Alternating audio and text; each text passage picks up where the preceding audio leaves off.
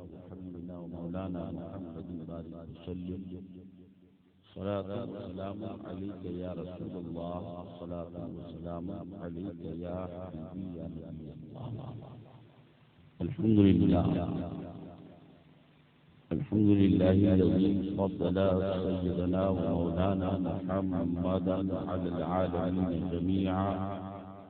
وأقامه يوم القيامة للمذنبين المتلبسين الخطائين الهالكين شفيعا.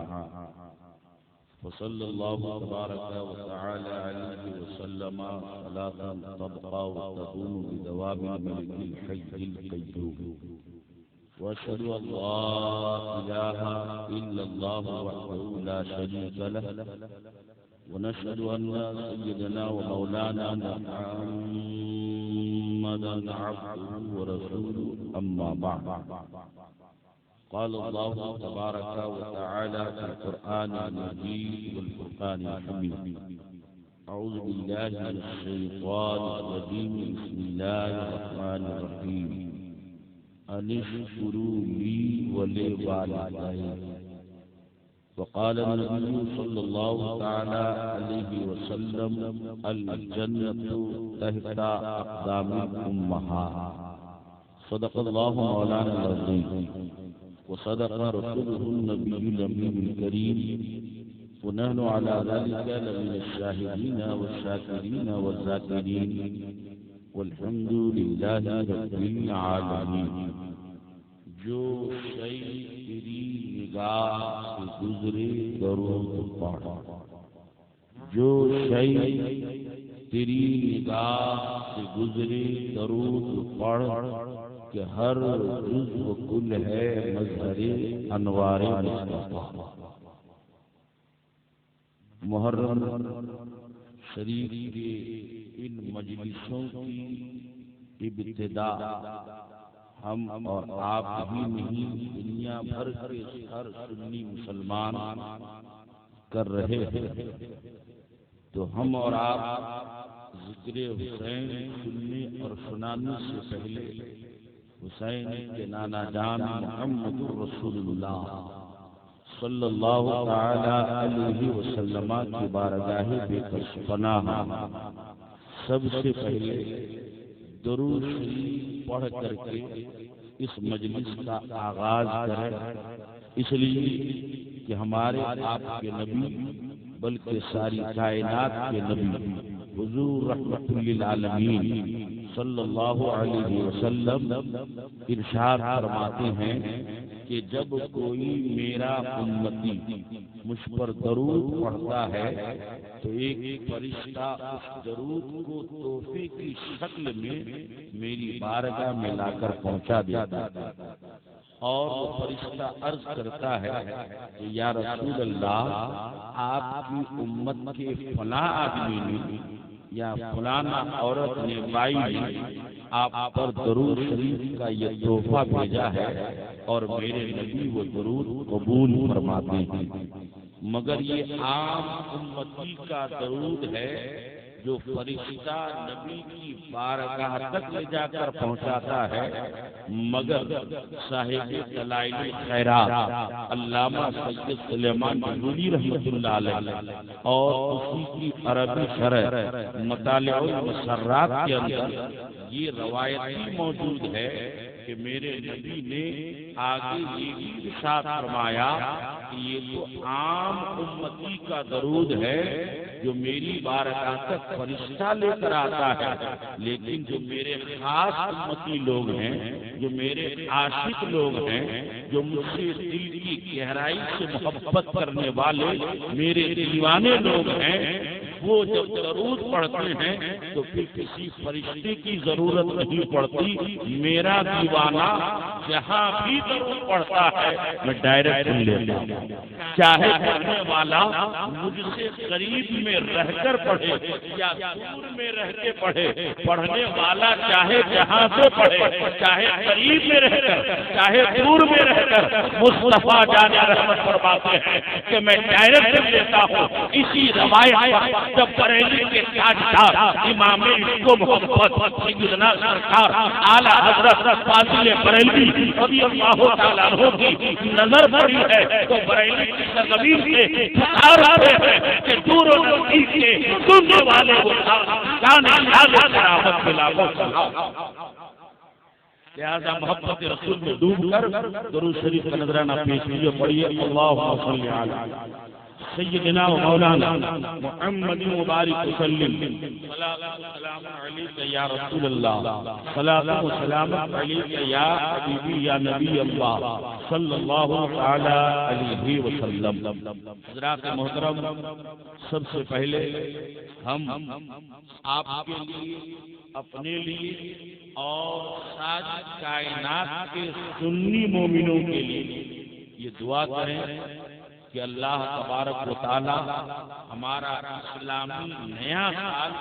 تمام مسلمانوں کے لیے مبارک رکھے اور اس نئے سال ہمیں اور آپ کو اللہ تبارک و تعالی نیک کام کرنے کی توفیق رفیق عطا فرمائے۔ حضرات محترم،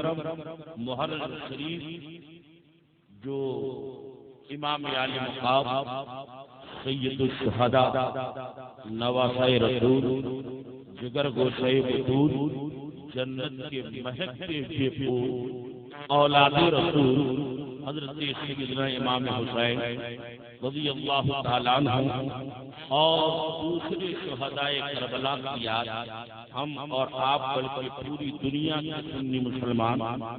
ان تاریخوں میں بالخصوص مناتے ہیں۔ ویسے تو ہر سنی امام حسین سال بھر یاد کرتا ہے، مگر خصوصیت کے ساتھ محرم کے اس مہینے میں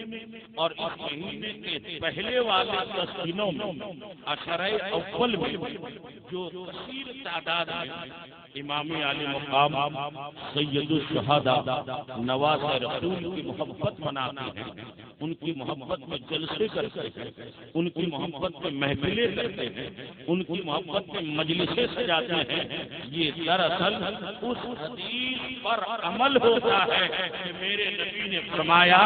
کہ جو میرے حسن و حسین سے محبت کرے تو گویا اس نے مجھ سے محبت کیا، اور جس نے مجھ سے محبت کیا اس نے خدا سے محبت کیا، اور جس نے خدا سے محبت کیا اس کا انعام دنیا میں ایمان کی دولت ہے، مرنے کے بعد قبر میں میرے محبوب کی زیارت کی دولت ہے، اور میدان محشر میں خدا کی جنت کی دولت۔ حضرات محترم، آگے بڑھنے سے پہلے کیونکہ یہ ذکر امام حسین ترتیب واحد میں پوری تاریخ اسلامی آپ کے سامنے حسب معلومات پیش کرنے کی کوشش کروں گا، لیکن حصول برکت کے لیے میں امام حسین پیدائش سے اس محفل پاک کا آغاز کہ امام حسین کی پیدائش کتنی شاندار پیدائش ہے، اور امام حسین کی پیدائش امام حسین کا دنیا میں پیدا ہونا کتنی برکتوں کا ظہور ہونا ہے۔ حضرات، ایک کتاب ہے جس کا نام ہے القرآن فی خصائص حبیب الرحمن، اس میں لکھتے ہیں کہ اللہ کے رسول صلی اللہ تعالی علیہ وسلم یعنی ہمارے آپ کے نبی، ہمارے آپ کے پیغمبر جن کا ہم اور آپ کلمہ پڑھتے محمد رسول اللہ، وہ محمد صلی اللہ علیہ وسلم، وہ رسول، وہ پیغمبر، ان کا طریقہ یہ تھا کہ مسجد نبوی میں، مسجد نبوی کس کو کہتے ہیں حاجی صاحب لوگ جانتے ہیں کہ مدینہ شریف میں جہاں ہمارے نبی کا مزار مبارک بنا ہوا ہے جس کو گنبد خضرا کہتے ہیں، اس گنبد خضرا سے ٹچ میں جو مسجد ہے، اس گنبد خضرا سے ملی جو مسجد ہے، اس مسجد کا نام مسجد نبوی ہے، اور اس مسجد میں ایک رکعت نماز پڑھنے کا ثواب دوسری مسجد کے بنسبت 50,000 رکعت کا ثواب ہے۔ اللہ کے رسول نے فرمایا کہ جو میری اس مسجد میں ایک رکعت نماز پڑھے گا تو اللہ تعالیٰ اسے 50,000 رکعت کا ثواب عطا فرمائے گا۔ تو اس مسجد نبوی میں ہمارے آپ کے پیغمبر روزانہ خود امامت فرماتے تھے، خود میرے نبی نماز پڑھتے تھے، نماز پڑھاتے تھے۔ تو فجر کی نماز صبح میں جو پڑھی جاتی ہے، صبح کی نماز فجر کی نماز کے بعد ہمارے نبی صحابہ کرام کو مسجد میں لے کر بیٹھتے تھے، دین کی باتیں ہوتی تھی، قرآن حدیث کی باتیں ہوتی تھی، اللہ اور رسول کی باتیں ہوتی تھی، یعنی پیارے آقا پیارے صحابہ کو دین اسلام سکھایا کرتے تھے۔ روز کا یہی معمول تھا، روز کا یہی طریقہ تھا۔ ایک دن ایسا ہوا کہ میرے نبی نے نماز پڑھائی، سلام پھیرا، دعا مانگی اور معمول کے مطابق اس دن مسجد میں میرے نبی بیٹھے نہیں بلکہ سیدھے مسجد کے گیٹ سے باہر نکل گئے۔ جیسے ہی باہر نکلے تو صحابہ کرام سوچنے لگے کہ ڈیلی تو پیغمبر بیٹھتے تھے، واضح و نصیحت کرتے تھے، تقریر ہوتی تھی، دین کی باتیں ہوتی تھی، اسلام کی باتیں ہوتی تھی، اللہ اور رسول کی باتیں ہوتی تھی، مگر آج کیا معاملہ ہے کہ پیغمبر اسلام مسجد سے سیدھے باہر نکل گئے۔ نبی کے دیوانے، نبی کے وفادار، نبی کے وفاشار یہ لوگ پیچھے پیچھے نکلے۔ دیکھیں آپ میرے نبی کہاں جا رہے ہیں؟ جب صحابہ نے پیچھا کیا تو کیا دیکھتے ہیں کہ میرے نبی مسجد سے نکل کر اپنے گھر کی طرف نہیں گئے، سیدنا صدیق اکبر کے گھر کی طرف نہیں گئے، عمر فاروق کے گھر کی طرف نہیں گئے، عثمان غنی کے گھر کی طرف نہیں گئے۔ صحابہ نے دیکھا کہ میرے نبی سیدھے اپنی پیاری بیٹی حضرت فاطمہ الزہرا کے گھر کی طرف چلے جاتے ہیں۔ جو حضرت علی نے دیکھا کہ نبی تو ہمارے گھر کی طرف جا رہا ہے تو حضرت علی دوڑے دوڑے تیز قدموں کے ساتھ اپنے گھر کی طرف روانہ ہوئے۔ اتنے میں میرے آقا علی کے گھر کے دروازے تک، فاطمہ کے گھر کے دروازے تک میرے نبی پہنچ چکے تھے۔ پیچھے سے علی جا کر پہنچے، میرے نبی ٹھہر گئے، فرمایا علی یہی ٹھہرو اور جتنے صحابہ آ رہے ہیں کسی کو اندر آنے مت دینا، سب کو یہی ٹھہرا دینا۔ میں اندر جا رہا ہوں اس لیے کہ تیرا بیٹا میرا نواسا حسین پیدا ہوا ہے اور ان کی پیدائش کی مبارکباد اور خوشخبری سنانے کے لیے آسمان سے فرشتے آئے ہیں، میں ان فرشتوں سے ملاقات کے لیے جاتا ہوں۔ میرے نبی اندر تشریف لے گئے، علی گیٹ پر، اتنے میں پیچھے سے صحابہ کرام کے وہاں تک آ چکے۔ صدیق اکبر نے پوچھا کہ علی نبی کدھر، نبی کہاں گئے ہیں؟ ذرا توجہ فرمائیے۔ نبی نے علی سے کیا کہا کہ آسمان سے فرشتے آئے ہیں جو حسین کی پیدائش کی مبارکبادی اور خوشخبری سنانے آئے ہیں، مگر اتنے فرشتے آئے، 1000 2000 10,000 20,000 نبی نے یہ کتنا بتایا، مگر علی کا علم دیکھیے کہ جب صدیق اکبر نے پوچھا کہ علی نبی کدھر، تو علی کہتے ہیں کہ یہی ٹھہرو، میرے نبی اندر گئے ہیں، میرا بیٹا اور نبی کا نواسا حسین پیدا ہوا ہے، حسین کی پیدائش کی مبارکباد اور خوشخبری دینے کے لیے آسمان سے 70,000 فرشتے آئے تھے، 70,000 فرشتے۔ اللہ اکبر، عالم تصور میں پوچھا کہ علی نبی نے یہ گنتی تو نہیں بتایا کہ 70,000 آئے ہیں، آپ کو کیسے پتا چلا؟ آپ کو دروازے کے باہر ہے، نبی نے آپ کو تو یہ بتایا نہیں کہ کتنے ہزار فرشتے، مگر آپ صدیق اکبر کو جواب دیتے ہیں 70,000 فرشتے آئے ہیں۔ اے علی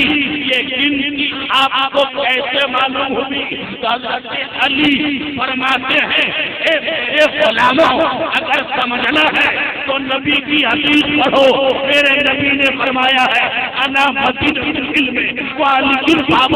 نبی کہتے ہیں کہ میں علم کا شہر، علی اس کا دروازہ، میں علم کا شہر، علی اس کا دروازہ ہے۔ صدیق اور حضرت علی میں ابھی یہ باتیں ہو رہی تھی، میرے آقا ہمارے پیغمبر دروازے سے گھر کے اندر تمام فرشتے آئے اور آنے کے بعد حسین کی پیدائش کی مبارکباد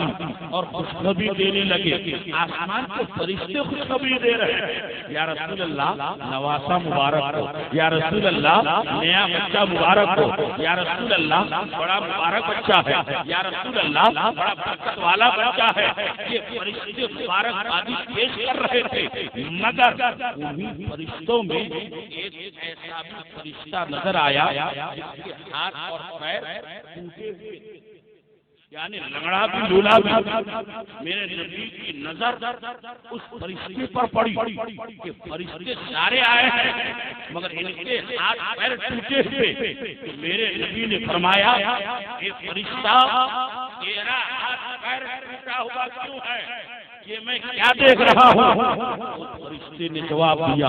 یا رسول اللہ یا حبیب اللہ, میں بھی اللہ کے مقرب فرشتوں میں سے ایک مقرب فرشتہ تھا. میں آسمانوں میں رہا کرتا تھا, مگر اتفاق کی بات ایک دن ایسا ہوا کہ میں نے آسمان سے زمین کی طرف نظر کر کے دیکھا, جھانک کر کے دیکھا تو مجھے زمین میں ایک ایسا انسان چلتا ہوا نظر آیا جو ہاتھ پیر سے لنگڑا لولا تھا, ٹھیک سے چل نہیں پا رہا تھا. تو میں نے آسمان سے ہی اس لنگڑے لولے انسان کو جب دیکھ لیا تو میں نے دل میں یہ خیال کیا کہ صحیح سے چل نہیں پا رہا ہے, ہاتھ بھی ٹوٹا ہوا, پیر بھی ٹوٹا ہوا. ایسی زندگی سے مر جانا اچھا ہے کہ آدمی ٹھیک سے چل بھی نہ پائے. ایسی بیکار زندگی سے مر جانا اچھا تھا. میں نے یہ خیال ابھی دل میں کیا ہی, میں نے سوچا ہی تھا,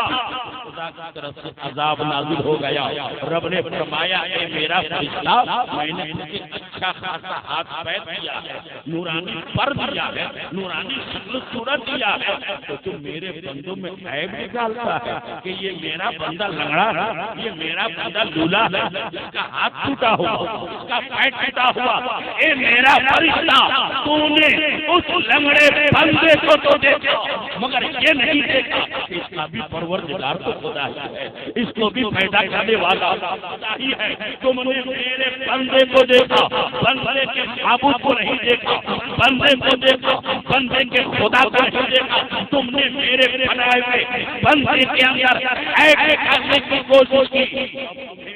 سزا ملے گی کہ تمہیں بھی لنگڑا لولا کر کے آسمان میں نہیں زمین میں پھینک دیا جائے گا. چنانچہ اسی وقت میرے ہاتھ پیر کو لنگڑا لولا کر کے آسمان کی زمین کی طرف پھینک دیا گیا اور میں ایک جزیرے میں جا کر کے گرا. اس وقت سے لے کر آج تک میں اپنی غلطی کی توبہ کر رہا ہوں, رب کی بارگاہ میں معافی مانگ رہا ہوں, مگر نہ تو میری توبہ قبول ہو رہی ہے اور نہ ہی اللہ مجھے معاف کر رہا ہے. مگر اے اللہ کے رسول, پرسوں کے بعد جب میں نے صبح دیکھا کہ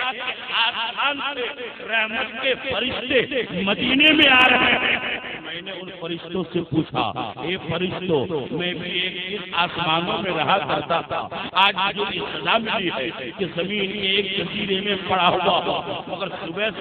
تم سب آسمان سے زمین پر آ رہے ہو, آخر اتنے فرشتے آنے کی وجہ کیا ہے, اتنے فرشتوں کے آنے کا سبب کیا ہے؟ فرشتوں نے کہا مدینے کی سرزمین میں نبی کا نواسا حسین پیدا ہوا ہے. محبت سے کہہ دیجیے سبحان اللہ,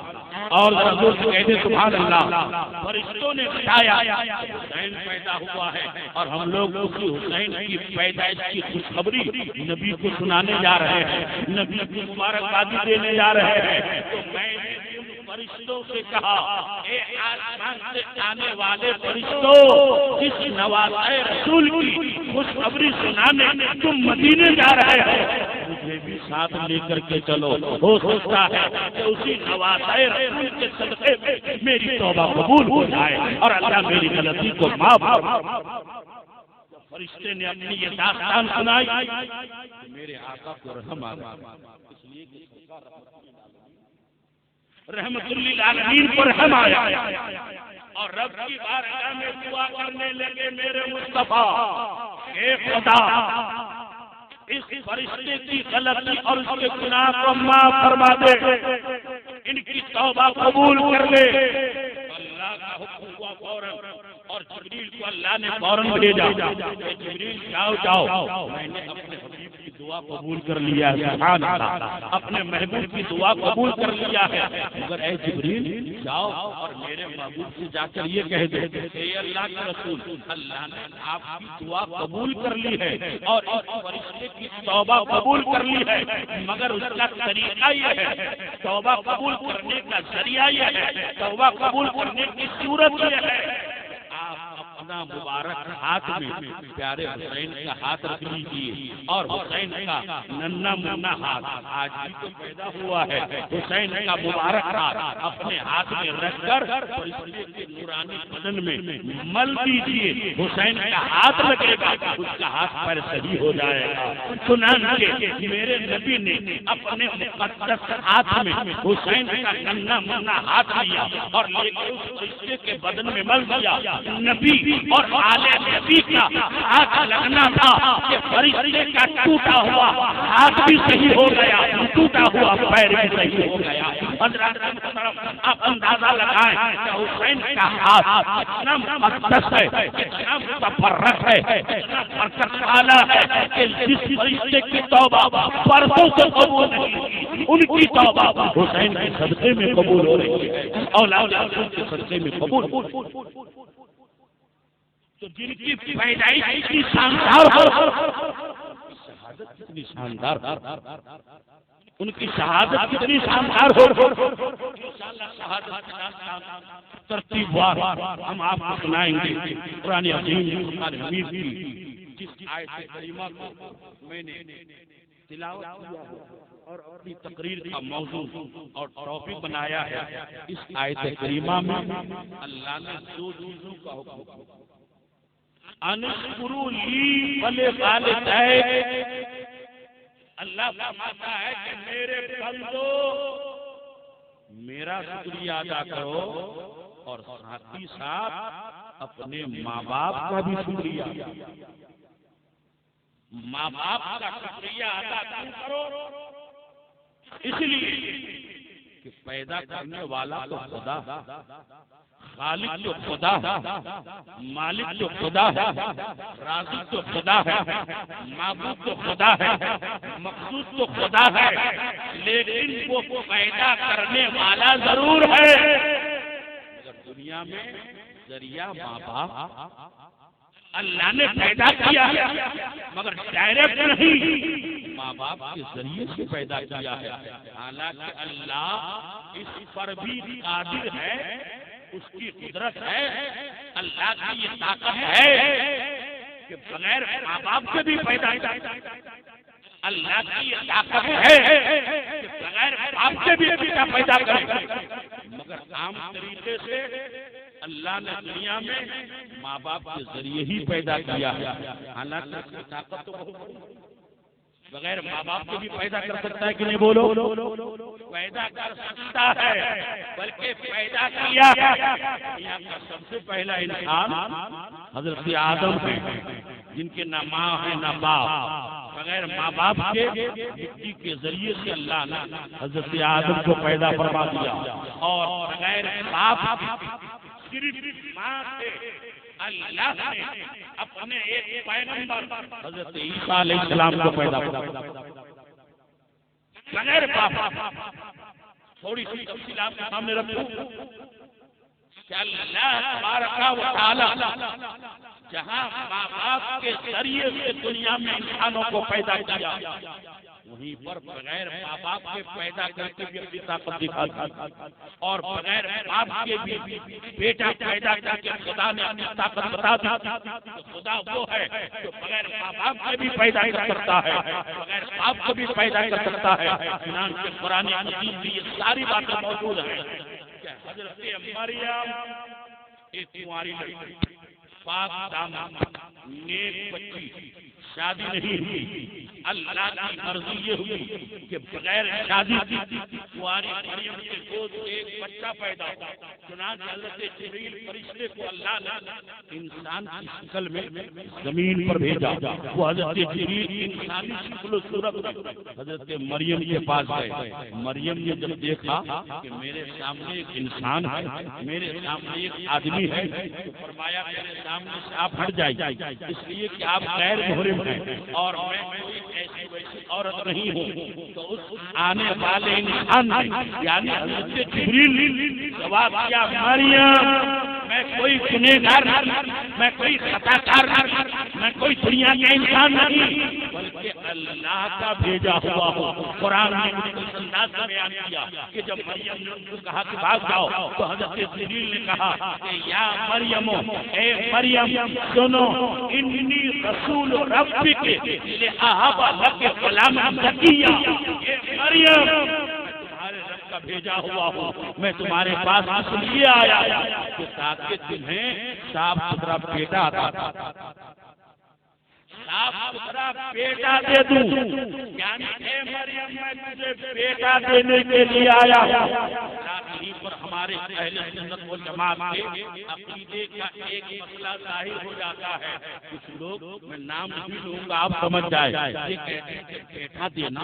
صرف خدا کا کام ہے، بیٹی دینا صرف خدا کا کام ہے، نبی رسول غوث خواجہ پیر بزرگ یہ لوگ کچھ نہیں دے سکتے ہیں۔ میں کہتا ہوں ارے نادان، اگر بیٹا دینا صرف خدا ہی کا کام ہوتا تو جبریل مریم کو بیٹا دینے کی بات، جبریل تو خدا نہیں ہے، خدا کا بندہ ہے، تو جب جبریل خدا کا بندہ ہو کر مریم کو بیٹا دے سکتا ہے تو ہمارے خواجہ بھی خدا کا بندہ ہو کر اپنے ماننے والوں کو بیٹا دے سکتا ہے۔ حضرت مریم کے سینے میں جبریل نے پھونک مارنا تھا کہ مریم کے پیٹ میں بچہ ٹھہرا، اور جیسے جیسے دن پورے ہوتے گئے حضرت مریم لوگوں سے چھپاتی رہی، مگر یہ کوئی چھپانے والی بات تو نہیں کہ چھپ جائے۔ بچہ پیدا ہوا، پورے علاقے میں ایک ہنگامہ، ظاہر سی بات ہے بغیر شادی کے کسی بچی کا بچہ پیدا تو لوگ سماج میں، کٹمب میں، برادری میں عجیب عجیب باتیں کریں گے۔ سارے لوگ جمع ہو گئے، کہنے لگے مریم تمہارے ماں باپ ایسے نہ، تو بڑے اچھے لوگ، بڑے پاک لوگ، بڑے متقی لوگ، تم نے یہ کیسا کام کیا؟ بغیر شادی کے تمہارا بچہ پیدا ہوا تو قوم نے مریم کو تانا دینا شروع کیا۔ قرآن کہتا ہے کہ اشارت الیہ، مریم نے اس بچے کی طرف اشارہ کیا۔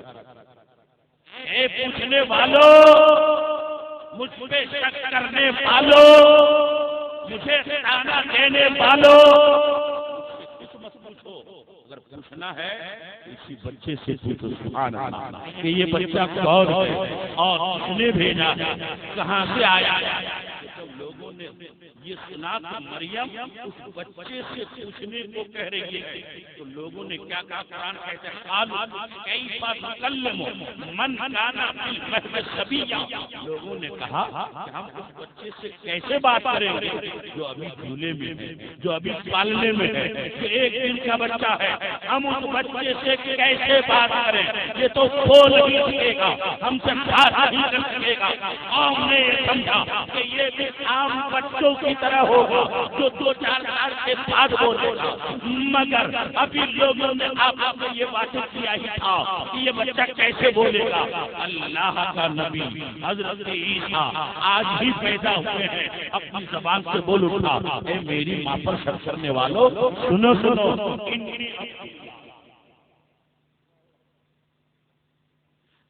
آتانی الکتاب وجعلنی نبیا،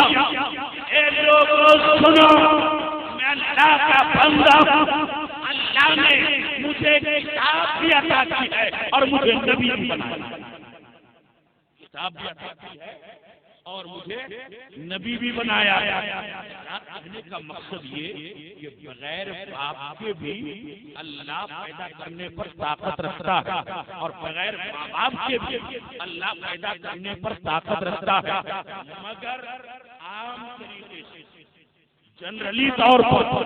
اللہ نے اپنے بندوں کو پیدا کیا تو ماں باپ کے ذریعے سے پیدا کیا، سوائے حضرت عیسیٰ کا۔ یہ بھی غور کیجیے، حضرت عیسیٰ کو چھوڑ کر اب پوری دنیا میں بغیر باپ کا کوئی بچہ پیدا ہو جائے لوگ اس کو حرامی کہیں گے، لوگ اسے اچھا نہیں کہیں گے۔ بتائیے چلا کہ اللہ پیدا کرنے والا ہے مگر ذریعہ ماں باپ ہیں، اس لیے رب نے فرمایا میرے بندو انشکروا لی ولوالدیک، میرا شکریہ ادا کرو اور اپنے ماں باپ کا بھی شکریہ ادا کرو۔ ماں باپ کا جہاں تک تعلق ہے قرآن عظیم میں ایک نہیں کئی ایک جگہ پہ رب نے اپنے بندوں کو تاکید کر دیا کہ میرے بندو ماں باپ کی عزت کرو۔ کہیں اللہ نے فرمایا وبالوالدین احسانا، ماں باپ کے ساتھ اچھا سلوک کرو، ماں باپ کے ساتھ اچھا برتاؤ کرو۔ اور 15واں پارہ سورہ اسراء رب فرماتا ہے فلا تقل لهما اف ولا تنهرهما، کہ اپنے ماں باپ کو اف بھی مت کہو، یعنی ڈانٹنا مارنا زور سے بات کرنا تو دور کی بات، اف بھی مت کہو، ولا تنہرہما، اور نہ اسے جھڑکو نہ اسے ڈانٹو، وقل لہما قولا کریما، ہاں اچھی بات کرو، ان سے نرمی کی باتیں کرو، آہستہ سے باتیں کرو۔ قرآن میں اور بھی بہت سی جگہ پر اللہ نے اپنے بندوں کو ماں باپ کے ساتھ اچھا سلوک کرنے کا حکم دیا ہے، اور میرے نبی نے فرمایا کہ باپ یہ جنت کا دروازہ اور ماں، نبی فرماتے الجنت تحت اقدام الامہات، جنت ماں کے قدموں کے نیچے ہے، لہذا جن کے ماں باپ راضی ہیں خوش ہیں ان سے ان کا خدا بھی راضی ہے، خدا کے مصطفیٰ بھی راضی ہے، اور جس بندے سے خدا راضی مصطفیٰ راضی جنت کا حقدار وہی ہے، اور جن سے ان کے ماں باپ ناراض اس سے خدا بھی ناراض، اور جس سے خدا ناراض ہو جائے اس کے لیے جنت حرام ہو جاتی۔ بتائیے چلا کہ اگر ماں باپ ناراض ہو گئے تو اس انسان کے لیے جنت حرام ہو جاتی ہے۔ میرے دوستوں، ماں باپ کی دعا اولاد کے لیے اللہ کی بارگاہ میں اسی طرح قبول ہوتی ہے جیسے امت کے لیے نبی کی دعا قبول۔ اور ہم اور آپ کو گنہگار خطاکار اللہ کے جو نبی و رسول گزرے ہیں، پیغمبر گزرے ہیں، جو گناہوں سے پاک و صاف ہیں، ان کو بھی ماں باپ کی دعا کی ضرورت پڑی۔ چنانچہ کتابوں میں لکھا ہے کہ اللہ کے ایک نبی حضرت موسیٰ علیہ السلام، ان کو بولا جاتا ہے موسیٰ کلیم اللہ۔ کیا بولا جاتا ہے؟ کلیم اللہ۔ کلیم اللہ کا معنی، کلیم کا معنی کلام کرنے والا، بات کرنے والا۔ تو کلیم اللہ اللہ سے کلام کرنے والا، اللہ سے بات کرنے والا۔ اللہ نے حضرت موسیٰ کو یہ پاور دیا تھا کہ وہ جب چاہتے تھے رب سے کلام کرنے تو اپنے گھر سے نکلتے ایک پہاڑ پر چلے جاتے جس کا نام کوہ طور، اور وہاں جا کر ڈائریکٹ اللہ سے گفتگو کرتے، اللہ سے کلام کرتے، اللہ سے بات چیت کرتے۔ چنانچہ حضرت موسیٰ گھر سے نکلتے کوہ طور پر جا کر اللہ سے کلام کرتے۔ مگر ایک دن ایسا ہوا کہ حضرت موسیٰ اسی کوہ طور پر جانے کے لیے اپنے گھر سے قدم باہر نکالا، تھوڑی دور چلے، غیب سے آواز آئی، اے موسیٰ ٹھہر کے چلو، سنبھل کے چلو۔ موسیٰ ذرا ٹھہر کے چلنے لگے، سنبھل کے چلنے لگے، آگے پیچھے دیکھ سن کے چلنے لگے۔ چند قدم چلے تھے، پھر غیب سے وہی آواز آئی، اے موسیٰ سنبھل کے چلو، ٹھہر کے چلو۔ موسیٰ اور سنبھل کے چلنے لگے، ٹھہر کے چلنے لگے، مگر تھوڑی دور چلے تھے، تیسری مرتبہ پھر وہی آواز آتا ہے، اے موسیٰ ٹھہر کے چل، سنبھل کے چل۔ حضرت موسیٰ وہیں پر ٹھہر رب کی بارگاہ میں عرض کرنے لگے، اے میرے خدا، اے میرے پروردگار، اے میرے معبود، آج میں پہلی بار کوہ طور نہیں جا رہا، ہزاروں بار کوہ طور گیا آیا، مگر کبھی تیرا یہ حکم نہیں ہوا تھا کہ موسیٰ ٹھہر کے چل، موسیٰ سنبھل کے چل، موسیٰ دیکھ سن کر کے چل، مگر آج بار بار یہ تنبیہ کیوں کی جا رہی ہے، بار بار یہ حکم کیوں دیا جا رہا ہے کہ موسیٰ ٹھہر کے چلو، سنبھل کے چلو؟ آخر بات کیا ہے؟ ایک آواز آتی ہے، اے میرے پیغمبر موسیٰ، اے موسیٰ کلیم اللہ سنو، جب تم اپنے گھر سے کوہ طور کے لیے روانہ ہوتے تھے تو تیرے گھر سے نکلنے کے بعد تیری بوڑھی ماں مصلی بچھا کر تمہارے لیے دعا کرتی کہ اللہ میرے بیٹے کو سلامتی کے ساتھ رکھنا، کہ اللہ میرے بیٹے کی سلامتی، کہ اللہ میرے بیٹے کو صحیح رکھنا، تیری ماں تیرے لیے سلامتی کی دعائیں کرتی تھی، مگر آج جیسے ہی تو نے اپنے قدموں کو گھر سے باہر نکالا ہے، تیری ماں کی روح نکل گئی ہے، تیری ماں کا انتقال ہو گیا ہے، تیری ماں اس دنیا میں نہیں ہے۔ جب تیری ماں اس دنیا میں نہیں تو کون ہے جو تیری سلامتی کی دعا کرے؟ کون ہے جو تیری سلامتی کی رب کے بارگاہ میں دعا کرے؟ اس لیے موسیٰ اب تمہیں چلنا ہے تو سنبھل کے چلنا ہے، سنبھل کے چلنا ہے۔ ایک پیغمبر کو، ایک رسول ماں کی دعا کی اتنی ضرورت ہے تو ہمیں اور آپ کو۔ اور میرے دوستو، میرے نبی نے کیا فرمایا؟ مشکاہ شریف کی حدیث میں میرے نبی فرماتے ہیں کہ صبح اٹھ کر محبت کی نسب سے جو اولاد، اب اولاد میں بیٹا بھی شامل ہے اور بیٹی بھی شامل ہے، جو اولاد محبت کی نظر سے ماں باپ کے چہرے کو دیکھے تو اس نے تو صرف چہرہ دیکھا، اللہ تعالیٰ خوش ہو کر اس اولاد کو ایک حج کا ثواب عطا کرتا۔ زور سے بولیے سبحان اللہ، اور ذرا محبت سے کہہ دے سبحان اللہ۔ وہ بھی کیسا حج؟ حج تو دنیا بھر کے حج کرتے ہیں، مگر کیا گارنٹی ہے کہ سب کا حج ہو؟ کوئی حاجی گارنٹی کے ساتھ دعوے کے ساتھ یہ کہہ سکتا ہے کہ میرا حج قبول ہو گیا؟ یہ اس کا فضل ہے جس کا قبول ہو۔ تو جو حج اللہ کی بارگاہ میں قبول ہو اس حج کو حج مقبول کہتے ہیں۔ اب پوری حدیث سنیے، میرے نبی فرماتے ہیں کہ جس اولاد نے صبح صبح اٹھ کر محبت کی نظر سے ماں باپ کے چہرے کو ایک بار دیکھ لیا تو اللہ تعالیٰ اس اولاد کو ایک حج مقبول کا ثواب، حج مقبول کا۔ ایک عاشق رسول نبی کا ایک دیوانہ ادب کے ساتھ کھڑا ہو گیا، عرض کرنے لگا فدا کا ابی و امی یا رسول اللہ، اے اللہ کے رسول آپ کے قدم پاک میں ہمارے ماں باپ گردنیں قربان، اے آقا آپ کے قدم ناز میں ہمارے ماں باپ کی جانیں قربان۔ میرے مولا اگر کوئی اولاد صبح سے شام تک ماں باپ کا چہرہ ایک بار میں 10 مرتبہ دیکھے تب کیا ہوگا؟ نبی نے مسکرایا، فرمایا اس کو 10 حج مقبول کا ثواب ہوگا۔ اور یا رسول اللہ اگر کوئی صبح سے شام تک ماں باپ کا چہرہ اس سے بھی زیادہ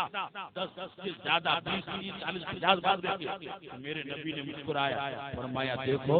تمہارے دیکھنے میں تو کمی ہو سکتی ہے، رب کے خزانے میں کوئی کمی نہیں ہے۔ جو اولاد جتنی بار دیکھے اللہ اتنے ہی حج مقبول کا ثواب عطا فرما دیتا ہے۔ میرے نبی نے صرف یہ امت کو بتایا نہیں ہے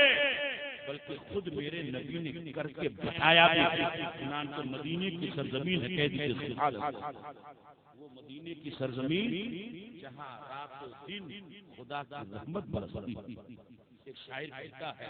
کہ دکھا دے یا الہی وہ مدینہ کیسے بستی. سب کہہ دیجیے آمین. یہ دعا ہے, آمین کہنا چاہیے. زور سے بولیے آمین. دکھا دے یا الہی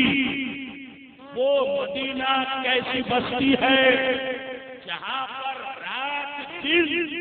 مولا تیری رحمت. مدینے کی سرزمین, صحابہ میرے نبی کے دیوانے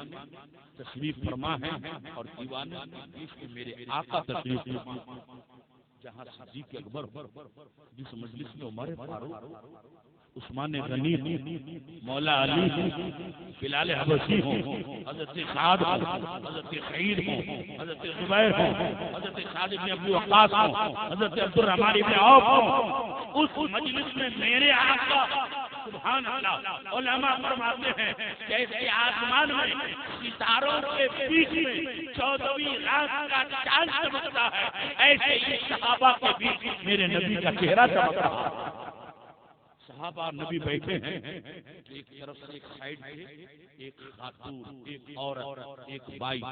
وہ آنے لگی. جیسے جیسے وہ عورت اس مجلس کے قریب آنے لگی اور بالکل قریب آ گئی, اس عورت کی تعظیم, عزت, سواگتم کے لیے خود میرے نبی کھڑے ہو, امام الانبیاء کھڑے ہو گئے. اور اتنا ہی نہیں کھڑے بلکہ اپنے کندھے سے نوری چادر کالی کملی میرے نبی نے اتارا, زمین پر بچھا دی اور اس بائی کو, اس عورت کو کہا اس پر بیٹھ. وہ عورت اس پر بیٹھ گئی. تھوڑی دیر میرے نبی نے اس عورت سے بات چیت کی. جب وہ عورت جانے لگی تو دوبارہ پھر ایک بار میرے نبی اس عورت کی عزت کے لیے کھڑے ہو اور نہایت عزت سے احترام اس عورت کو رخصت کیا, روانہ. جب وہ عورت چلی گئی تو نبی کے دیوانے, نبی کے صحابہ, نبی کے وفادار, نبی کے جانشار سوچنے لگے یا ہمارے رسول کی شان تو یہ ہے کہ جس راستے سے نبی گزرتے انسان تو انسان, پتھر و کنکر درود پڑھتا, حجر و حجر درود پڑھتا, جانور سجدے کرنے لگتے. ہمارے نبی کی شان تو یہ ہے ڈوبا ہوا سورج کو اشارہ کرتے تو دوبارہ نکل آتا. مگر وہ نبی جو نبیوں کا نبی, رسولوں کا رسول, رحمت للعالمین, طٰہٰ و یاسین, خاتم النبی, مزمل و مدثر آقا, اللہ کے محبوب, ایک عورت کی تعظیم کے لیے کھڑے ہو گئے. یہ آخری عورت کون؟ یہ عورت کتنی خوش نصیب, یہ عورت کتنی مقدس, یہ عورت کتنی متبرک. ایک صحابی سے رہا نہ گئے, ہاتھ جوڑ کر قدم کے ساتھ پوچھا یا رسول اللہ, یا حبیب اللہ, آپ سے امام الانبیاء ہے, خاتم الانبیاء ہے, سید الانبیاء ہے, سید المرسلین ہے, خاتم النبیین ہے, طٰہٰ و یاسین ہے, مگر آپ ایک عورت کے لیے کھڑے ہو گئے تو وہ عورت کون تھی؟ وہ صاحب عفت پاک عزت پاک عورت کون تھی جن کی تعظیم کے لیے نبیوں کا نبی کھڑا ہو گیا؟ میرے نبی نے مسکرایا, فرمایا میرے صحابیوں کیا تمہیں پتہ نہیں, کیا تمہیں خبر نہیں کہ وہ آنے والی عورت جو ابھی ابھی یہاں سے گئی ہے کوئی معمولی عورت نہیں ہے, وہ میری ماں دائی حلیمہ, وہ میری ماں دائی حلیمہ ہے. اور میں نبی ہو اپنی ماں کی تعظیم کے لیے اس لیے کھڑا ہو گیا تاکہ خیال آتا میری امت کو ماں باپ کی عزت کرنے کا سبق ملے. اور دوستو ایک بات یاد رکھیں, دائی حلیمہ ان کے پیٹ سے میرے نبی جنم نہیں لیے, جن کے پیٹ سے نبی نے جنم لیا ان کا نام بی بی آمنہ. ان کا انتقال تو بہت پہلے ہو چکا تھا. انہوں نے صرف نبی کو دودھ پلایا, اس لیے یہ دودھ پلانے والی رضائی ماں. تو جب میرا نبی رضائی ماں کی اتنی عزت کرے تو اپنے سگی کی کتنی عزت کرتے. اور یاد رکھیے جس انسان سے ماں باپ راضی خدا راضی, مگر دوسری طرف بھی آئی اگر کوئی دوا آپ لیں، اگر آپ نے ٹھیک سے اس کا استعمال کیا، یوز کیا، تو وہ دوا آپ کو فائدہ کرے گی، اور اگر اس کا الٹا آپ نے کر دیا تو فائدہ کے بجائے الٹا نقصان۔ اسی کو انگلش میں بولتے ہیں ریئیکشن، کہ دوا ریئیکشن کر جائے گا۔ تو یہی ماں باپ جو اتنی بڑی نعمت و رحمت و دولت ہے، اگر کسی مسلمان ماں باپ کا دل دکھائے، ماں باپ کو ناراض کر، ماں باپ کو تکلیف پہنچایا، تو جنت کے سارے دروازے بند، جہنم کا دروازہ الٹا ریئیکشن ہوگا۔ خدا بھی ناراض، مصطفیٰ جان رحمت بھی ناراض۔ اب وہ ماں باپ کو تکلیف دینے ستانے والا چاہے کتنا بڑا مولوی ہو جائے، کتنا بڑا پیر اور بابو ہو جائے، کتنا بڑا صوفی صاحب ہو جائے، کتنا بڑا حاجی ہو جائے، نہ اس کا کوئی حج قبول ہوگا، نہ اس کی کوئی نماز قبول ہوگی، نہ اس کا روزہ قبول ہوگا، نہ ہی اس کی توبہ قبول ہوگی، جب تک کہ ماں باپ راضی نہ ہو۔ آئیے میں آپ کو بتاؤں، ایک بہت بڑے بزرگ علامہ ابن جوزی رحمۃ اللہ علیہ، وہ اپنی ایک کتاب عیون الحکایت کی دوسری جلد دوسرے باب میں دوسرے پارٹ لکھتے ہیں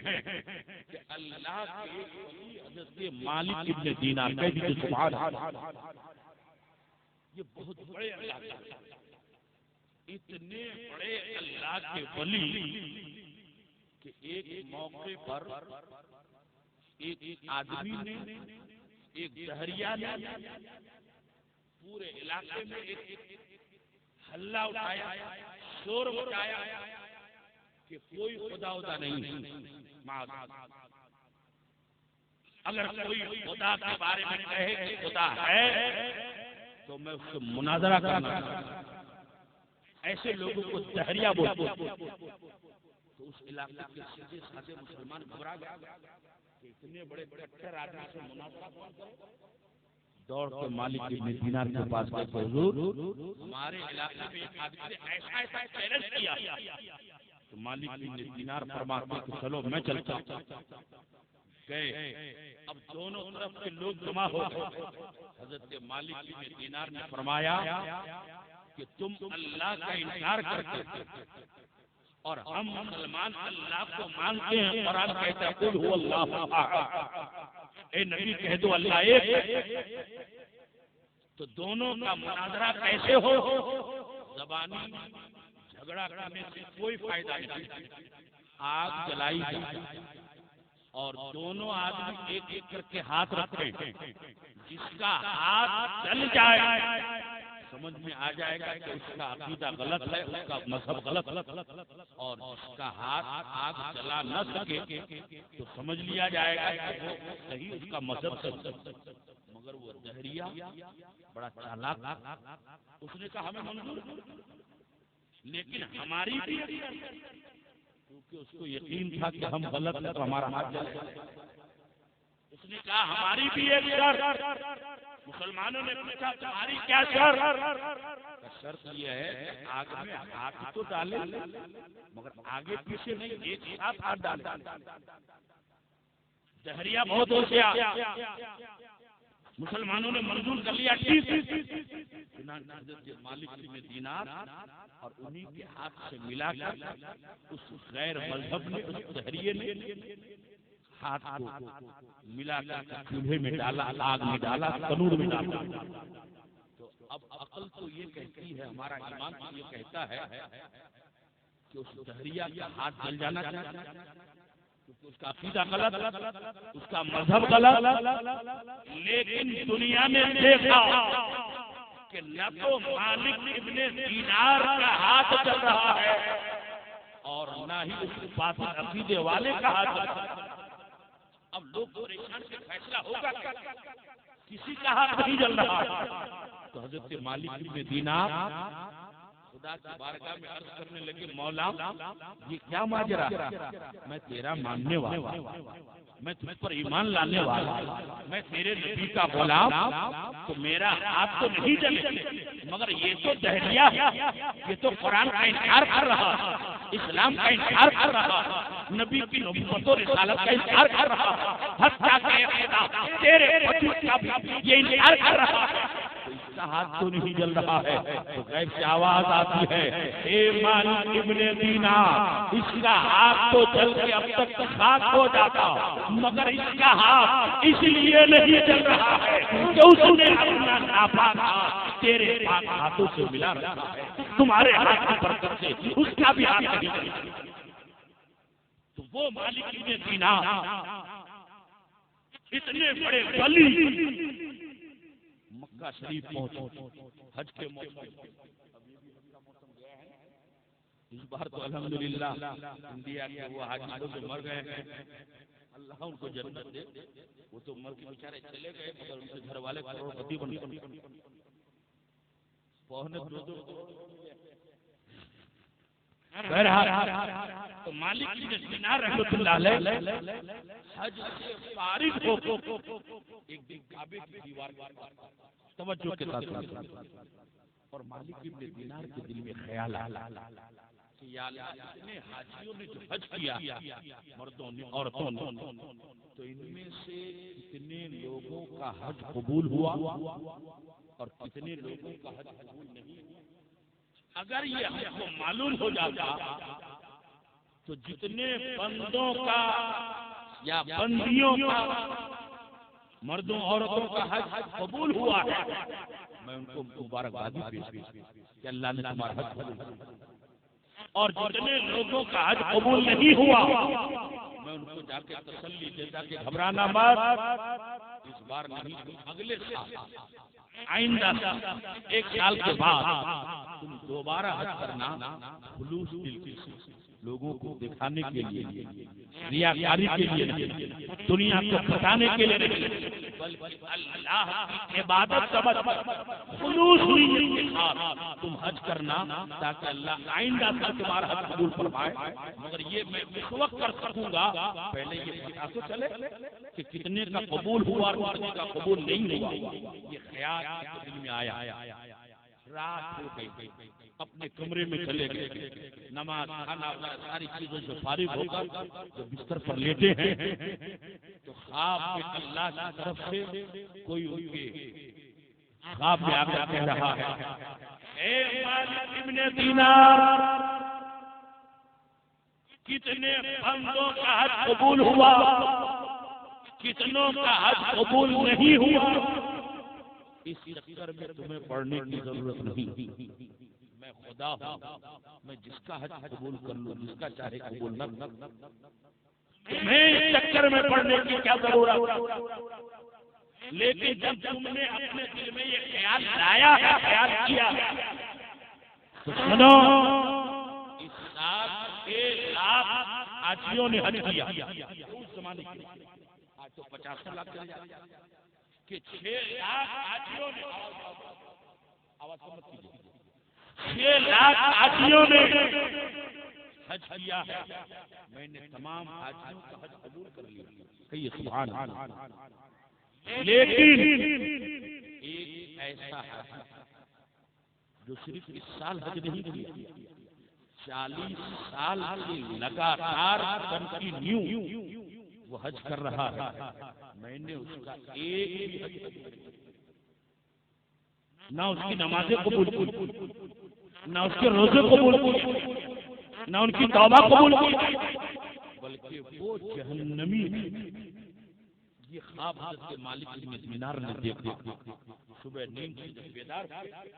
تو پریشان کہ آخر وہ بد نصیب کون، وہ کم نصیب کون ہے، 40 سال سے ایک بھی حج، ایک بھی عبادت، ایک بھی روزہ اللہ نے قبول نہیں فرمایا،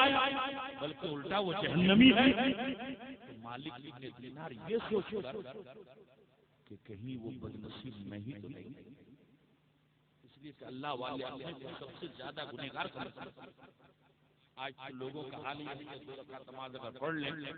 تو سمجھتے ہیں کہ اب اس علاقے میں مجھ سے بڑا اب کوئی نہیں، لیکن اللہ والوں کی شان یہ ہے، میں آپ کو بتاؤں کہ کعبہ شریف کی دیوار پکڑ کے اللہ کا ایک بندہ رو رہا اور زبان میں اس کی یہ جملے ہیں کہ اللہ اگر میرے عمل بخشش کے قابل نہیں تو میدان محشر میں مجھ کو اندھا کر دے تاکہ میں برے عمل کو دیکھ کر اپنے نبی کے سامنے شرمندہ نہ ہو جاؤں۔ میرا نبی کہے گا کہ تو میرا امتی اور تیرا عمل اتنا خراب، اے اللہ قیامت میں مجھے اندھا کر دینا۔ لوگوں نے دیکھا کس طرح سے رونے والا دعا کرنے والا یہ کتنا بڑا گنہگار، کتنا بڑا خطاکار ہے کہ میدان محشر میں اندھا ہونے کی دعا کر رہا ہے۔ جب غور سے لوگوں نے دیکھا تو پتہ چلا کہ وہ دعا مانگنے والا کوئی گنہگار خطاکار نہیں بلکہ تمام ولیوں کے تاجدار پیران پیر عبد القادر جیلانی رضی اللہ عنہ غوث پاک کی طرف سے دعا کرتا۔ اللہ والے اپنے کو ہمیشہ رب کی بارگاہ میں عاجزی کے ساتھ پیش کرتے تھے۔ مالک کے دینار یہ سوچ کر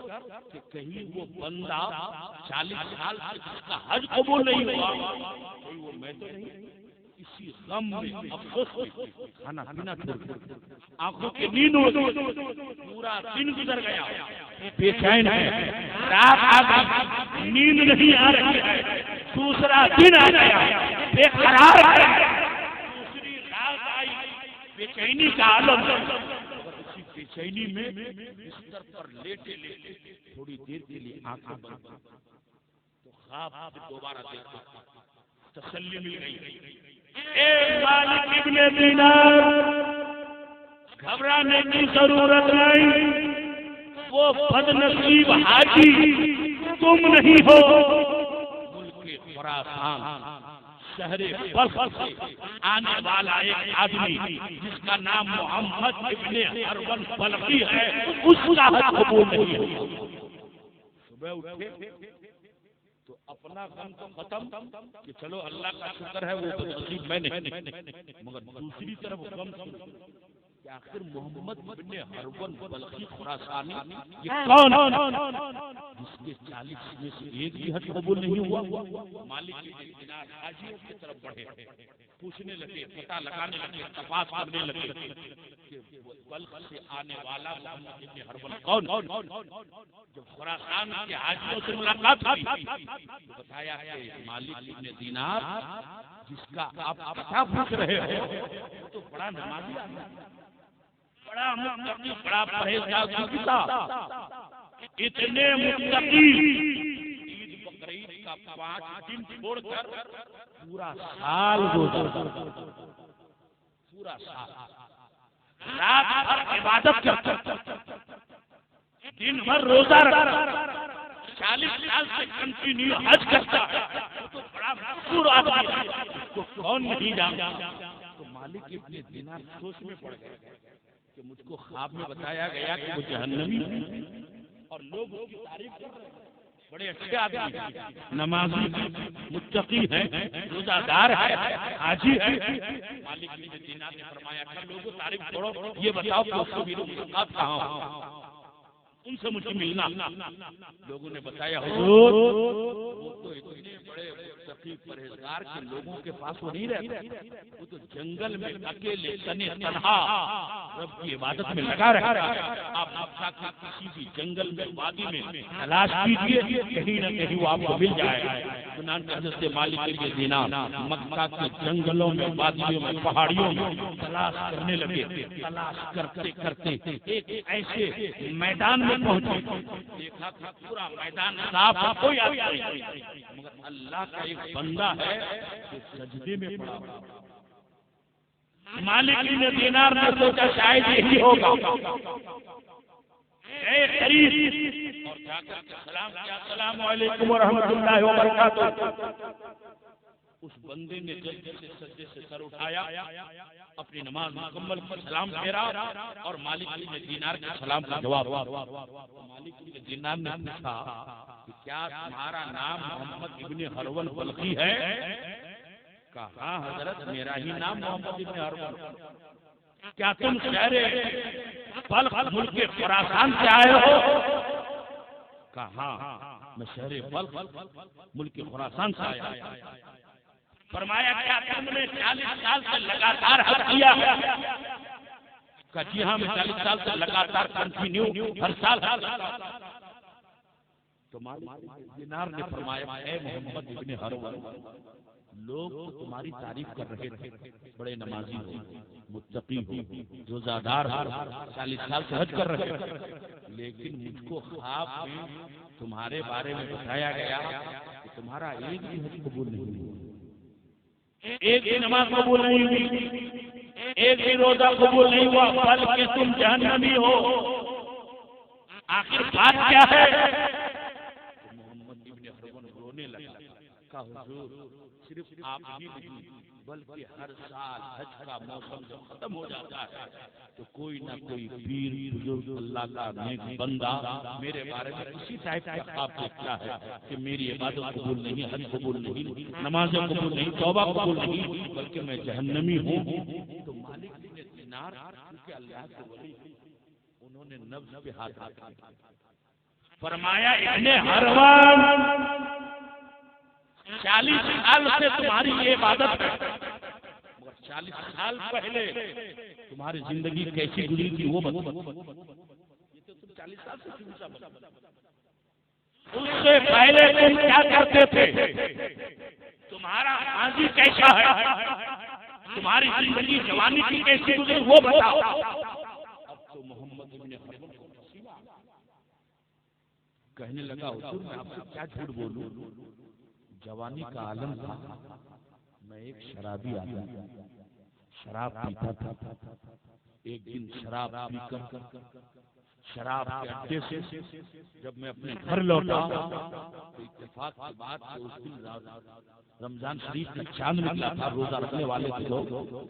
جب میری ماں نے مجھ کو دیکھا کہ میں شراب کے نشے میں ہوں تو میری بوڑھی ماں مجھے ڈانٹنے لگی، کہنے لگی ارے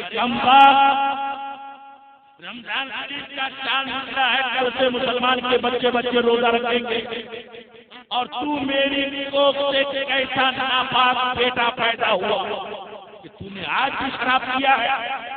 میری ماں کی بات مجھے اچھی نہیں لگی، میں نے جا کے ماں کو ایک گھوسا مارا۔ اتنا ہی نہیں، جب میری ماں مجھے اور ڈانٹنے لگی تو میں نے ماں کو پکڑا اور پکڑ کے جلتے ہوئے چولہے میں لے کر ڈال دیا۔ چولہا جل رہا تھا،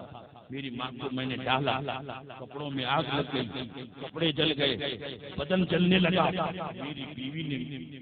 دیکھ لیا کہ میری ماں چولہے میں جل رہی ہے اور میں شراب کے نشے میں ہوں، تو میری بیوی دوڑ کر کے آئی، مجھے زبردستی پکڑ کے میری بیوی نے ایک روم میں لے جا کر بند کر دیا، باہر کا تالا لاک کر دیا، دروازہ بند کر دیا۔ میری ماں رات بھر چولہے میں جلتی رہی، کوئلہ ہو گیا۔ میری بیوی روتی رہی، رسیاں بہتی رہی، آنسو بہاتی رہی اور میں شراب کے نشے میں اپنے روم میں پڑا رہا۔ لیکن آدھی رات کے بعد صبح شادی کے وقت جب میرے شراب کا نشہ ختم ہوا، میں نے دیکھا دروازہ لاک ہے۔ میں نے اپنی بیوی کو آواز کیا، اے میری بیوی دروازہ کھولو۔ کہا دروازہ نہیں کھولا جائے گا۔ میں نے کہا کیوں نہیں کھولا جائے گا؟ میری بیوی نے کہا تم نے ایسا قصور کیا،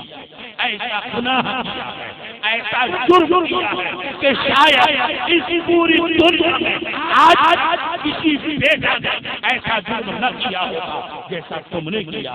میں نے پوچھا میں نے کیا جرم کیا؟ تو میری بیوی نے بتایا کہ تم نے اپنے ہی ہاتھ سے زندہ اپنی ماں کو جلا دیا ہے۔ اب تمہاری ماں دنیا میں نہیں ہے، اس کی روح نکل چکی ہے، وہ دنیا سے جا چکی ہے۔ جب میں نے یہ سنا تو میں نے دروازے کو لات مار کر توڑ دیا اور باہر آ کر کے دیکھا تو واقعی میری ماں مر چکی تھی، ان کا بدن جل کر کوئلہ ہو چکا تھا۔ اس وقت ہوش آیا کہ یا اللہ مجھے کیا کرنا تھا، میں نے کیا کر دیا۔ فوراً میں نے ایک چاقو منگایا اور پہلے ہاتھ کو کاٹ دیا جس سے ماں کو گھوٹا مارا، اور پھر اسی کٹے کے ہاتھ میں نے لوہے کی زنجیر ڈالنے کے لیے سوراخ کر دیا اور اس ہاتھ میں زنجیر ڈال کر گلے میں سزا کے طور پر میں نے لگا دیا، اور اسی وقت جتنے میرے دھن دولت جتنی دولت سب میں نے خدا کے رام میں سستا خیرات کر دیا، جتنے غلام سے آزاد کر دیا، اور اس کے بعد میں نے رب کی بارگاہ میں توبہ کرتے ہوئے اپنے بال بچوں کو چھوڑا، گاؤں کو چھوڑا، پڑوس کو چھوڑا، وطن کو چھوڑا، علاقے کو چھوڑا۔ اسی دن سے آج تک میں جنگل جنگل خدا کی بارگاہ میں عبادت کر رہا ہوں، توبہ پر توبہ کر رہا ہوں، روزہ پر روزہ رکھ رہا ہوں، نماز پر نماز پڑھ رہا ہوں، لیکن نہ میری نماز قبول ہو رہی ہے، نہ میری توبہ قبول ہو رہی ہے، نہ میرا روزہ قبول ہو رہا ہے، نہ میرا حج قبول ہو رہا ہے۔ داستان مالک ابن دینار نے سنی تو کہا ارے بدنصیب، کہیں تمہاری وجہ سے مجھ پر بھی عذاب نازل نہ ہو، اس لیے میں یہاں سے بھاگ رہا ہوں۔ چنانچہ مالک ابن دینار وہاں سے چلے گئے اور اپنے آرام گاہ میں قیام گاہ میں چلے گئے۔ وہ بندہ رب کی بارگاہ میں پھر توبہ کر کے رو رو کر کے عبادت میں مشغول ہو گیا۔ اب بھی وہ عبادت بند نہیں کیا، اللہ کی رحمت سے وہ مایوس نہیں ہوا، بلکہ رب کی بارگاہ میں کیا وہ تاریخ کے ساتھ رونے لگا۔ ادھر وہ رو رو کر عبادت کرتا اور مالک ابن دینار اپنے کمرے میں چلے گئے۔ دن گزر گیا، رات آئی، رات کو جب مالک ابن دینار سوئے ہیں تو خواب میں میرے آقا حضور رحمت للعالمین جناب محمد رسول اللہ صلی اللہ علیہ وسلم تشریف، میرے نبی نے فرمایا او مالک ابن دینار، اللہ کے بندوں کو اللہ کی رحمت سے مایوس صبح اٹھ کر تم محمد ابن ہرون بلخی خراسانی کے پاس جانا اور اس کو میری طرف سے خوشخبری سنا دینا کہ حضور نے فرمایا کہ اللہ نے تمہاری توبہ قبول فرما لیا، اللہ نے تمہاری نمازوں، تمہارے روزوں، تمہارے تمام حجوں کو قبول کر لیا ہے، لیکن کیونکہ اللہ حکم الحاکمین بہت بڑا حاکم، قیامت کا میدان جب قائم ہو، ذرہ ذرہ کا قطرے قطرے کا حساب ہو۔ قرآن کا 30واں پارہ سورہ والضحیٰ رب ارشاد فرماتا ہے فَمَن يَعْمَلْ مِثْقَالَ ذَرَّةٍ خَيْرًا يَرَهُ وَمَن يَعْمَلْ مِثْقَالَ ذَرَّةٍ شَرًّا يَرَهُ، کہ جو ذرہ برابر نیکی کرے اس کو اس کا بدلہ اور انعام ملے، اور جو ذرہ برابر برائی کرے اس کو اس کا بدلہ اور اس کی سزا ملے گی۔ یہاں تک کہ کوئی سینگ والا جانور بغیر سینگ والے جانور کو گھوسا مارا تو اس کا بھی بدلہ قیامت میں لیا جائے گا۔ تو محمد ابن ہرون بلخی کو کہہ دینا کہ نبی نے فرمایا ہے کہ اللہ نے تمہاری توبہ قبول کر لی، حج قبول کر لیا، زکات اور روزے قبول کر لیے، لیکن قیامت کا میدان قائم ہوگا، تمہارا نامہ اعمال کھولا جائے گا تو تمہاری عبادت ایک طرف، مگر ایک گناہ کہ تو اپنی ماں کا قاتل، تو نے ماں کو زندہ جلایا، اسی گناہ کی وجہ سے فرشتے تمہیں پکڑ کے جہنم میں لے جائیں گے، جہنم کی آگ میں تمہیں جلنا پڑے گا۔ لیکن 3 دن کے اندر تمہاری ماں کے دل میں اللہ تعالیٰ ایسا رحم پیدا کر دے گا کہ تمہاری وہی ماں جس کو تم نے زندہ جلا دیا ہے خدا کی بارگاہ میں رو رو کر دعا کہ پروردگار میرے بیٹے نے مجھ پر جو بھی ظلم کیا تھا میں نے معاف کر دیا، اس لیے کہ میرا یہی وہ بیٹا ہے جس کو میں نے 9 مہینے تک اپنے پیٹ میں پرورش کیا تھا، میرا یہ وہی بیٹا ہے جس کو میں نے 2-2.5 برس تک اپنے بدن کا خون دودھ کی شکل میں پلایا ہے، میرا وہی بیٹا ہے جس کو میں نے بڑے ناز و نعمت کے ساتھ پالا تھا۔ اے پروردگار، میں اپنے اس بیٹے کو، اپنے اس لاڈلے کو، اپنے اس نور نظر کو، اپنے لبے جگر کو جہنم کی آگ میں جلتے ہوئے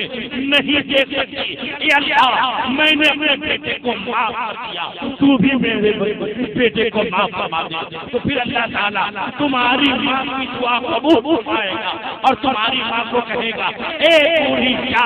اپنے بیٹے کو جہنم سے نکال کر جنت میں جا کے پہنچا۔ تو میرے دوستوں اور بزرگوں، جب اتنی عبادت کرنے والا، 40 بار حج کرنے والا ماں کو تکلیف دینے کی وجہ سے جہنم کی آگ سے نہیں بچ پایا، 3 دن ہی نہیں جہنم میں جانا ہی پڑا، تو ہم اور آپ اگر ماں باپ کو تکلیف دیں گے، ماں باپ کو ستائیں گے، ماں باپ سے زور سے بات کریں گے، ماں باپ حکم کے خلاف کریں گے، تو بتاؤ قیامت میں ہمارا اور آپ کا حشر کیا ہوگا؟ لیکن دوستو، یہ تقریر سننے کے بعد بہت سے لوگوں کے دل میں یہ خیال آیا کہ ہم اپنے ماں باپ سے اگر کبھی غلطی بھی ہوئی تو جا کے معافی مانگیں، لیکن یہاں ایک سوال یہ پیدا ہوتا ہے، بس آخری بات اس کے بعد سلام پڑھیں گے، کہ جن کے ماں باپ زندہ ہیں، حیات میں ہیں، ان کے لیے تو بڑا اچھا، جا کے کہے گا اب ہم سے غلطی ہوگی معاف کر، آج نہیں تو معاف کر دیں، لیکن جن کے ماں باپ اس دنیا میں نہیں، رخصت ہو گئے، پردہ کر گئے، قبرستان چلے گئے، اگر ان سے ان کے ماں باپ ناراض تھے تو ان کے معافی کی جا سکتی، وہ اپنے ماں باپ کو کیسے راضی کرے گا؟ مسلمانوں گھبرانے اور نا امید و مایوس ہونے کی ضرورت نہیں ہے۔ میرے پیغمبر حضور رحمت للعالمین جہاں زندوں کے لیے رحمت، وہاں مردوں کے لیے بھی رحمت ہے۔ میرے آقا فرماتے ہیں،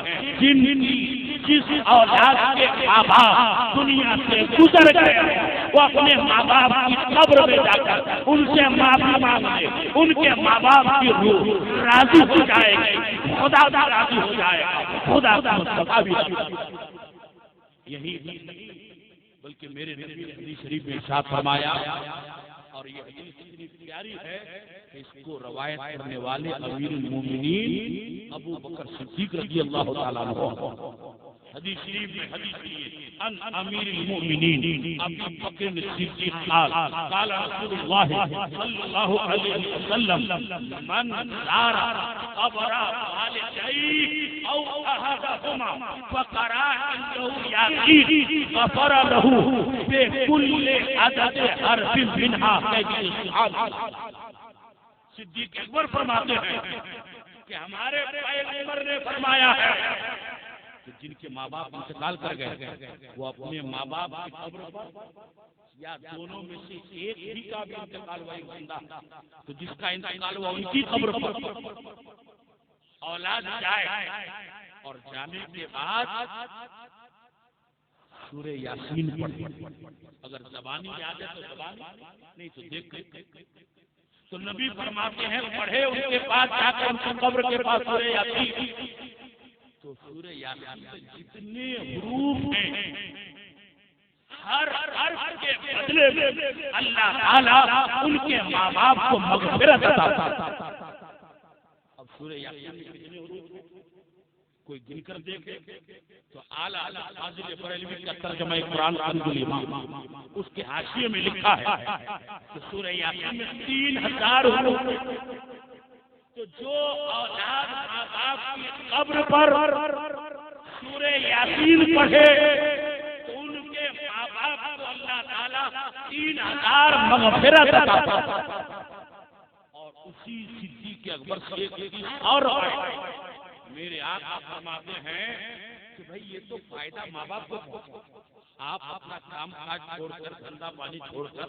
قبرستان گئے، ماں باپ کے پاس جاتے سورہ یاسین پڑھے تو فائدہ تو ماں باپ کو، آپ کو کیا ملا؟ میرے نبی فرماتے سنو، من زار قبر والدی او احدہما کان لحجۃ مبرورہ، میرے نبی فرماتے ہیں کہ جو اولاد ماں باپ کی قبروں کی زیارت کرے تو ان کو فائدہ تو ملے گا، اس اولاد کو ماں باپ کے قبروں کی زیارت کرنے کا انعام بھی ملے گا کہ اللہ تعالیٰ اس اولاد کو ایک حج مقبول کا ثواب عطا کرے۔ تو میرے دوستوں اور بزرگوں، اسی لیے رب فرماتا ہے انشکروا لی ولوالدی، میرے بندو میرا شکریہ ادا کرو اور اپنے ماں باپ کا بھی شکریہ ادا کرو۔ حضرات محترم، میں رب سے بارگاہ میں دعا کرتا ہوں کہ اللہ تعالی ہمیں، آپ کو اور تمام سنی اہل عقیدہ مسلمانوں کو ماں باپ کی تعظیم کرنے، ماں باپ کو راضی کرنے، ماں باپ کی عزت کرنے کی توفیق رفیق عطا فرمائے۔ انشاءاللہ بقیہ گفتگو کل کی مجلس میں ہوگی۔ واخر دعوانا ان الحمدللہ رب العالمین۔ کیوں رضا آج گلی سونی ہے، اٹھ میرے دھوم مچا دیا۔